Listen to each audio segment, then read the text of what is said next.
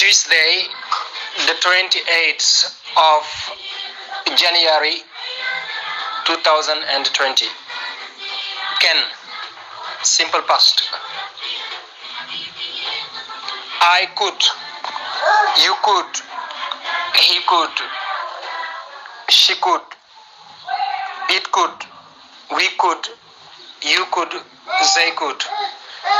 Voilà, donc li man na ko ci lu wess quoi mom en fait kan xam bo ay kan moy man na way bo ay could moy manon na el bi do ko lirale ken do ay could. Okay? I could manon na, you could manon nga, he could ku gor ki manon na, she could ku jigen ki manon na, it could lemul xel manon na. We could ñun manon nan, you could manon ngeen, they could ñom manon nan. Could you speak English when you were in America? Ndax manon nga anglais bi nga nek Amerique? Yes, I could speak English when I was in America.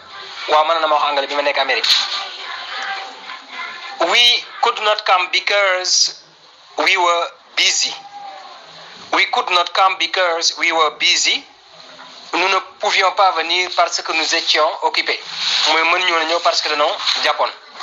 Voilà. Kon dal da nga japp bo ne I can bu dé present simple bo ne I can moy man na but bo ne I could moy manon na.